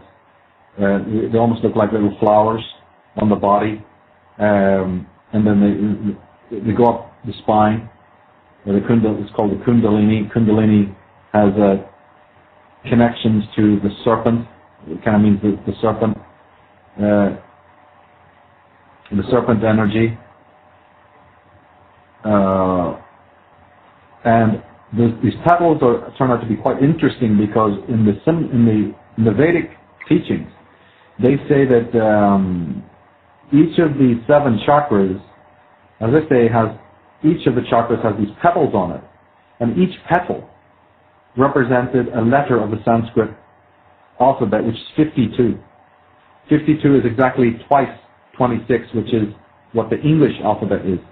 So they claim that the actual letters of the Sanskrit, which is considered one of the purest languages of all, many people even think it's the proto-alphabet, the proto-language, from which all others derive. There's lots of evidence for this. But when you get into the esoteric part, it kind of confirms what I was saying earlier on about how these advertisers know all about this. They found out that the language of man actually comes from the sounds, the spiritual sounds that exist on these chakras. And in yoga, you pronounce these. Yoga is very much based on, certain schools of yoga are very much based on, like Om. Everyone knows the famous Om. Well, that's one of these letters. This is one of the letters associated with the higher chakras, you see. And so they would master all these letters, how to write them, how to pronounce them properly. When you say Om, it's actually made of 3 letters, A-U-M. And believe me, these guys who are into this, they emphasize that the pronunciation of each of those letters must be perfect. And if you do it long enough and you do it more, as perfect as you can, it will have tremendous power. It can even enlighten a person. It can certainly relieve stress and all of these things. Well, that's exactly the same knowledge that, it was a great question that she asked, because this is what I was trying to talk about. These advertisers do something of the same type of thing. They know the secret, power that lies behind the letter A, the letter Q, the letter S, the letter Z. They know what these letters mean on an esoteric level. When you put 2 S's together, like a Nissan or whatever, they know these. The letter O. It's used on so many symbols. It's not even funny. The letter X, which always represents the female, right, as opposed to the letter Y, which represents male. So there's so much stuff going on there And this little thing about the Vedas is also interesting, the chakras, because they say there's 52 letters, 52 sounds, I mean. Those sounds later became the sounds of the 52 letters of the Sanskrit alphabet, and English, which is an imperfect form of Sanskrit, has 26 letters. So this is one school of thought looks at it this way, and it's really fascinating. On the U.S. currency, why do you think only white people are shown? You mean on the money? Yes. Why only white people? Well, geez, that probably goes back to this whole idea of just that these elites that were behind the Constitution and behind the Declaration and basically the wars, the founding fathers and so forth and so on. These people looked at blacks and everybody else as just a slave race. They treated them that way. This is basically, we're living in a tyranny. We're living in a situation of tyranny under a oligarchy of psychopaths. And they very much believe that you have to then dumb down and control everybody. And one of the best ways to control everyone is to create this nonsense called money, in which you start to use money as a power weapon to control people. And so you want your own symbols on it. Just in the same way that Caesars and the emperors of olden times used to put their heads, their faces, their profiles on the money. And that's why, the dime, the American dime, has the fasci on it, which is the symbol of fascism. So, they're not really hiding it. It's just that people have become so stupid today, they don't realize where these symbols come from and what they mean. You have Druidic oak leaves. It's all right to have blacks join your army when you want to go and slaughter, make them cannon fodder. It's 5 minutes after the war's over, then you're going to take away all their guns and arms and rights. So that's colonialization right there. And they're doing it to the whole world. The whole world has been colonized and sucked dry by a very small group of people. And money is one of the ways that they use their power. They also do it through religion and various other ways that they do it. Now they're doing it through advertising and through television and mind control of that kind of nature. But when it really comes to the point where they see anybody rising up against them, that's when they start using aggression to suppress people. They've done it in my country for countless thousands of years. Do you think the people who decide what symbols go on the U.S. currency will put President Obama on the U.S. currency? Oh, that's hard to say. I never thought about it. Yeah, maybe they will. I don't know, because it's hard to say. It's hard to say what they'll do. Okay, that'll be all for now. I think what they might do is they want to phase money out altogether is what I think they want to do. In a sense of going towards more plastic, going towards more credit, Oh, yes, sir. Yes, sir. Okay. Person who called in from a block number. Mr. Tsarion, if I may ask, what area of the world are you calling us from today? Well, you said you're out of Seattle. I actually live in Seattle, believe it or not, but right now I'm traveling. I don't want to give out my location, but I travel while I'm doing this film. I'm making film and a couple of other documentaries, so I'm traveling. But yeah, usually I reside in Seattle. What part are you broadcasting from? I am in the U District right now. Yeah, I know it really well. It's one of my favorite spots. Wow, how about that? Okay. We're down to the U Village all the time. Are you near there? Yes, I could walk there. Cool. Wow. Yeah, I always like that area of Seattle the best. It's really nice. It is. It's one of my favorites. Wow. Okay. Small world. Okay. Person who called in from a block number. Did you have a question? Yeah, I wanted to ask Mr.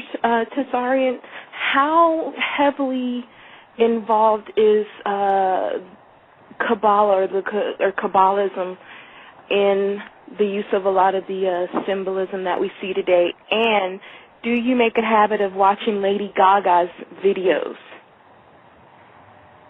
Yeah, I did a talk this year, a very extensive talk on symbolism. So yeah, I had the misfortune of having to watch umpteen horrible rock videos, music videos, and films and movies. You know, you always have to do that, and that was about enough for a lifetime.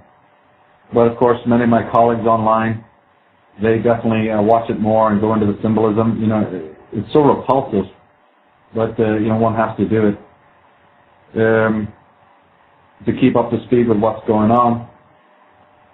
And the symbolism that she's using is just more of an updated version as what previous so-called pop stars were using before, like Madonna and others like that.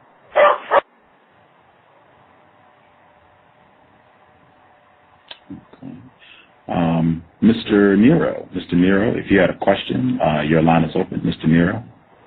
Yeah, absolutely. Thank you. Salute. Can I be heard?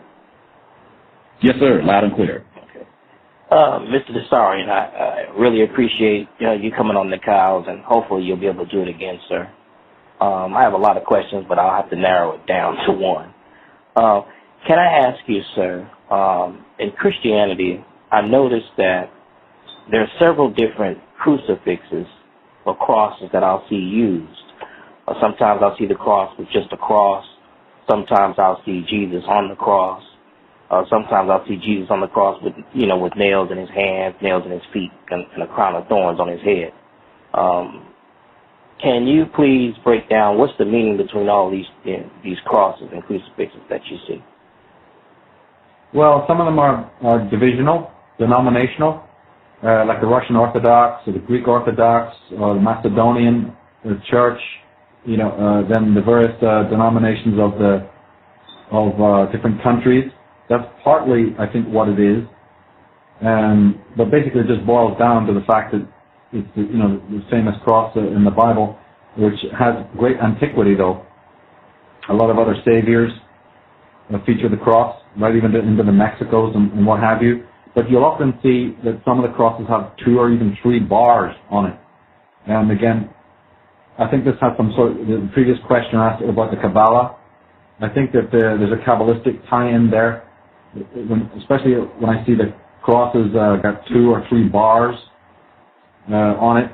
It's just basically, never forget that the most powerful organization of Christianity back in the early days was these so-called Merovingian dynasty, that on paper at least were the Burgundians, the Knights Templar. And the Knights Templar always used this double cross motif. It's one of their most powerful dukes, and some of the most powerful leaders came from the province of Lorraine in France, and the cross of Lorraine is a double cross. And of course, you'll remember that Martin Luther King was assassinated in the Lorraine Motel, and the number 33 is also applicable to the Martin Luther King assassination. I think it was room 33, or I can't remember exactly what it was, but I know that number 33 appeared, and this motif of the Lorraine Motel. And to me, that was always very significant. So the double cross has often even been used like double cross, that you're being deceived or you're being manipulated. It's kind of interesting. But sometimes there's even a triple cross motif, which is, I believe, an occult concept. In Masonry, we often talk about being thrice born. And Jordan Maxwell brought this out. And so you have this 3 cross motifs could represent that, the idea of being thrice born. There's some interesting stuff there, yeah. Yes, if I can ask just one quick question that ties into that. Go right ahead. Sir, what about the Christmas tree that many people will put up during Christmas time along with the colorful bulbs? Does that have a significant hidden meaning? Yes, it does indeed. That's certainly an aspect that comes straight out of the Dionysian cult, or what's now being more referred to as the pharmacological school, which is the idea of the psilocybin cult. The tree being a very, very, very ancient symbol of the goddess, of nature, and of advancement, spiritual advancement, or initiation, let's just put it like that. It's one of the reasons why so many churches have yew trees near them. The tree symbolism is very ancient. I've gone into that a great deal And I have a DVD coming out on that soon. And underneath the tree, the idea was that the mushrooms would grow, particularly the Amanita muscara mushroom. And so it has an astrotheological tie-in as well, because the balls on the tree could represent the planets and the orbs of the stars and what have you, with the angel at the top being the pole star. That certainly is one way of looking at it. But other people have said, no, it's more about the fruits of the tree. The fruits of the tree being mushrooms, as a matter of fact. I know it sounds bizarre, but it's apples. But apples themselves were used as a metaphor. You can actually see this in the art. I've got many examples of this in the DVD that I'm going to bring out, where it's a metaphor. The apples are actually not apples in a true sense. They're just a metaphor, a smoke screen for the mushroom that was always used in rituals. Women were often custodians of that particular ritual in ancient days, the lunar cult and the cult of the priestess. And certainly even the mushrooms that grew underneath the tree had this transformative, erotic sort of connection. Sexuality was always very much part of ritual in ancient days. And so what you're basically seeing in the Christmas ritual is nothing more than that. Even the word Yule is very much connected to an ancient word meaning wheel, which represented the zodiac, because it is the zodiac, or the passing of the calendar, that brings you around to Christmas. So Yuletide or Yule time is the wheel time. Then you have the man's name Julio. See, so these terms, they all go back to certain primal archetypes. And it's basically a sort of a drug, it's one of these drug cults of the ancient world, that this symbol, the symbols of the tree, the symbols of the fruits under the tree, the polka dot motifs, and the idea of this world ash tree, which is very, very ancient symbol going back to Babylon and Sumeria and even to Nordic countries and into the east. Way back in India, they found carvings on rocks that absolutely were right out of the book of Genesis, but ancient symbols that showed that the story of Adam and Eve and the sacred tree, or let's say the primal parents, was already shown in India. You even have the serpent, and you find the same thing in Babylon and Sumeria with the Akkadians and what have you. You have certainly got that very strong motif in Nordic culture of the world tree and the dragon, the serpent. So it's a very ancient symbol, and it's just been sort of stylized differently in modern times with this whole Christmas ritual going on, but it far predates Christianity.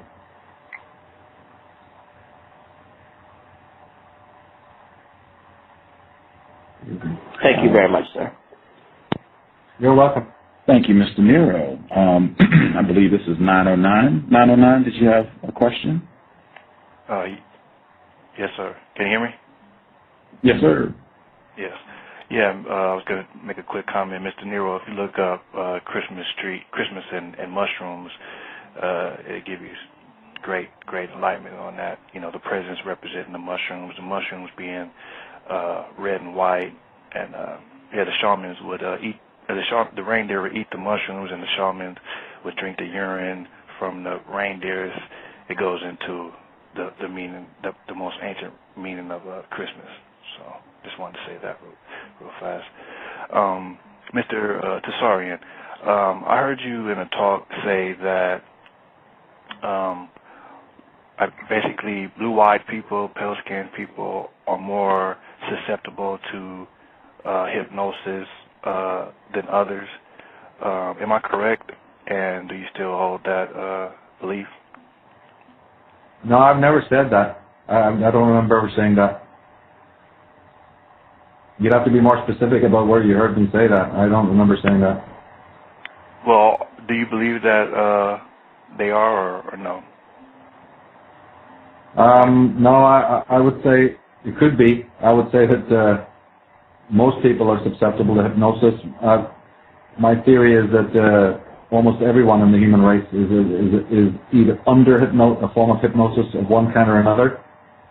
But when it comes to the hardcore type of thing you're talking about, I don't know. I'd have to look at the science of that to find out whether or not that's true. I just know generally that most people are very easy to hypnotize.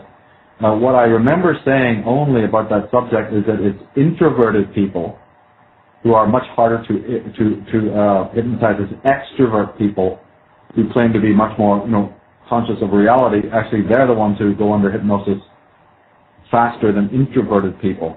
That's the only type of thing I remember saying. Okay. Thank you. You're welcome. Thank you, 909. Justice, did you have another question for Mr. Tsarion?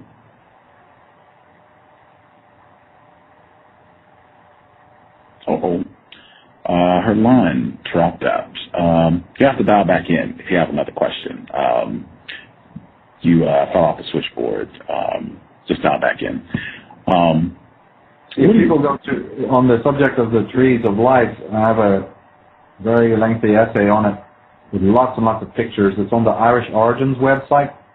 So if they go to michaeltsarion.com, click on Irish Origins of Civilization, and then go to there's actually an appendix page. Go to that, click on Trees of Life, and you'll see all the pictures I'm talking about where, as the gentleman just mentioned, it's very conclusive that the symbol of the tree and the apple was actually a metaphor, not only for the female mysteries, but also for this mushroom cult, which was very, very prominent. Wow. Yeah, before we wrap up, I want to make sure you tell folks who are listening what they can pick up at your website if they want to get some of the DVDs or books or all of the above, where they can do that.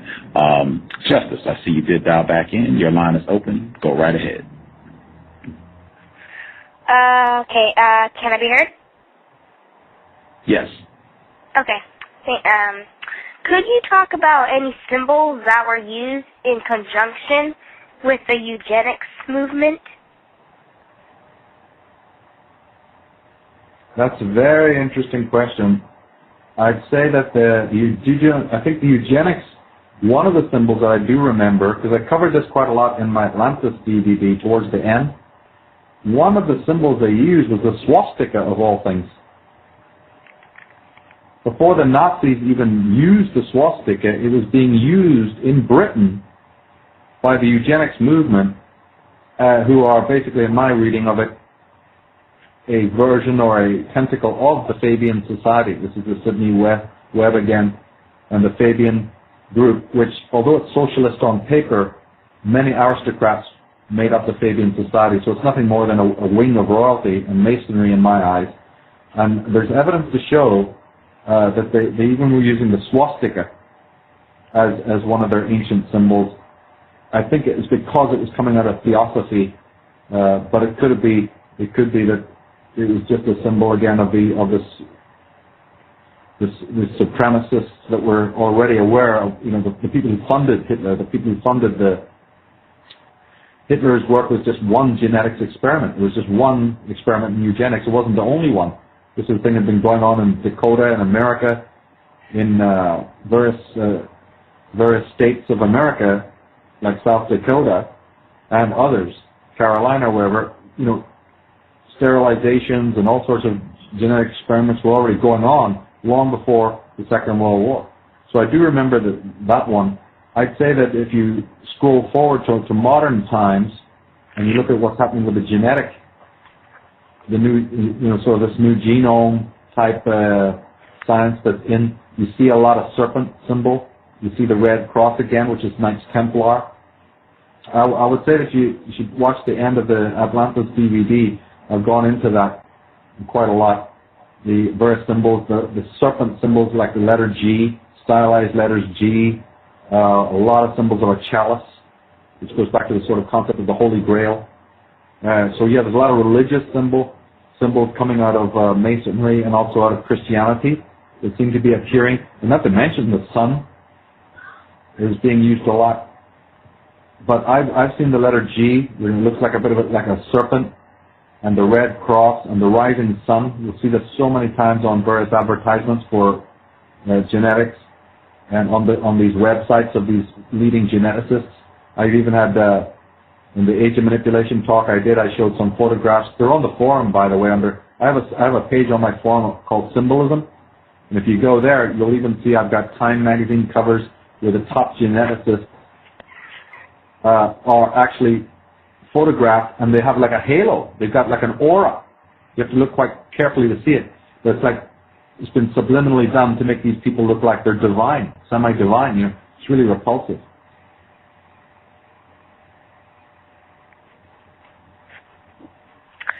Do you know of any symbols that can be used to help replace white supremacy with justice? If so, what are they? Wow, that's really not my forte. It's so hard to say. Remember I was talking earlier about how symbols are basically individual. The person has to bring to it their own, basically they got to work with the symbols that they love the best.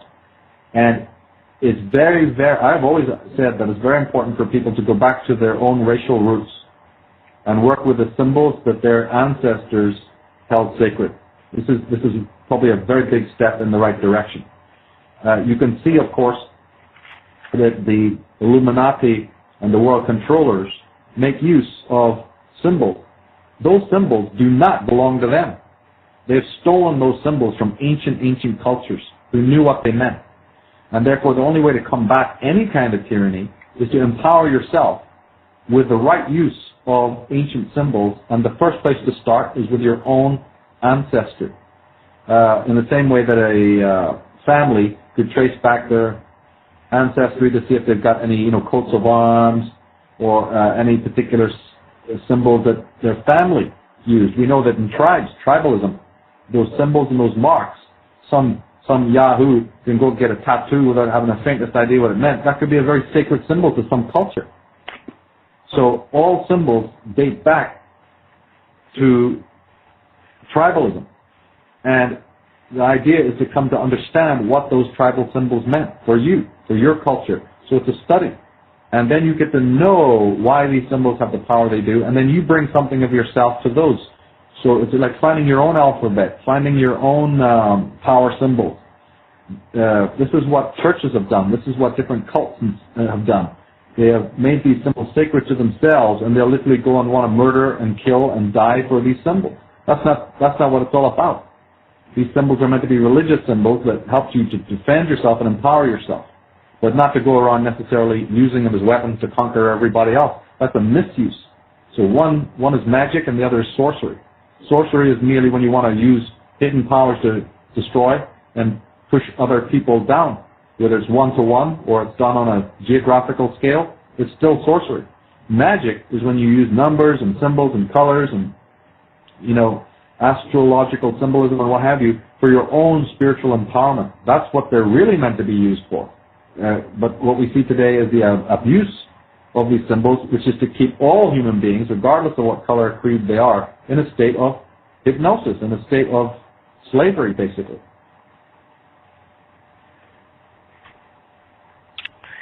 If white people know that the things that they do are incorrect, then why do they do things that they know that are incorrect? Now you're talking philosophy. Why do people do... Yeah, exactly. Why do people know one thing and do another?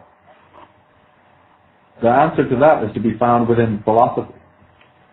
It's the nature of the mind. Is man one self or is he two selves? Everybody knows that they have an inner dialogue, right? Some people have said that that's because you have an ego and you have a soul, or you have an unconscious. And there's two conflicting aspects of ourselves.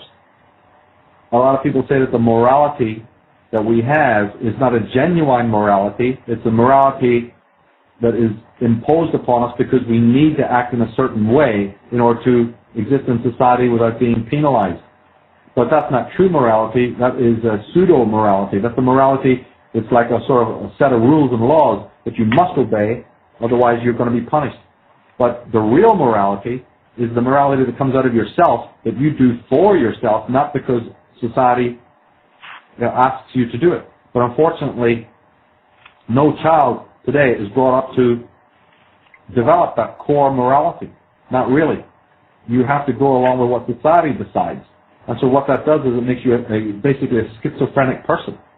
Because you have to keep this mask, right? One self, one part of yourself, is trying to adjust to society's rules, but you have a separate code of morality or ethics inside yourself. And so just that alone makes you a split personality.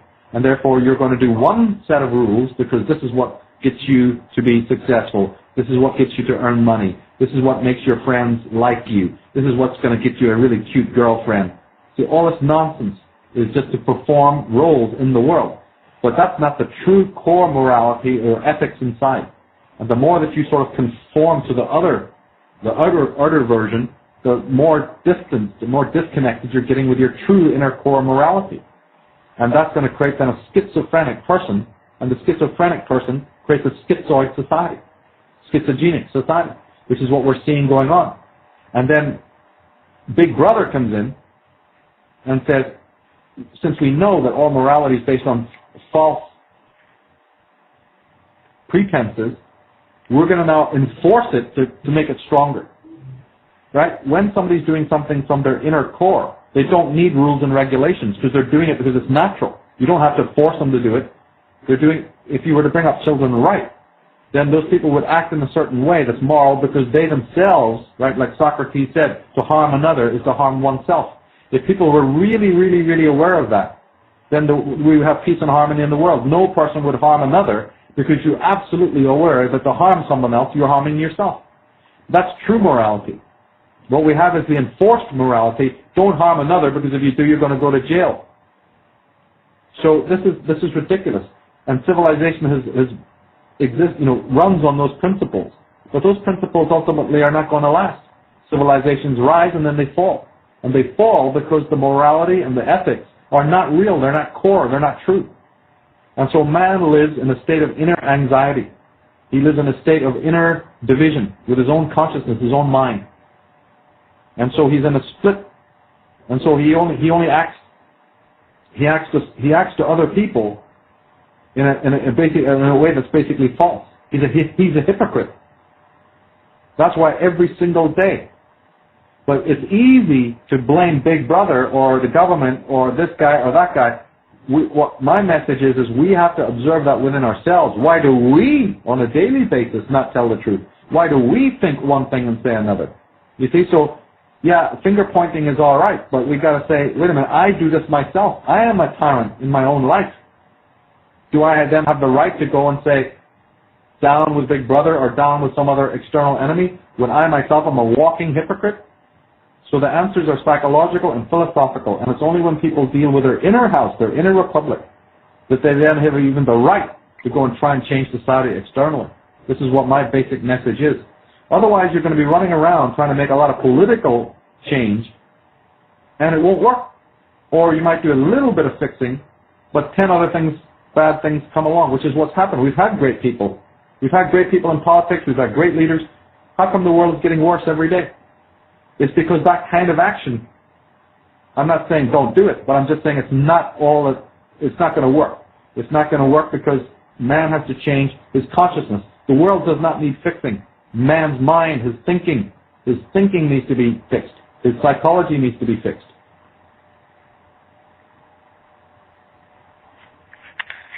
Okay, that'll be all for now. Cool. Should be our last question. Guess non-mighty Wick, if you have a last question for us, go right ahead.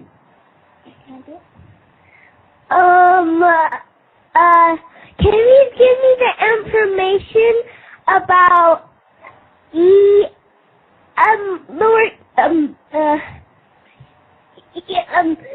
uppercase E and the lowercase e?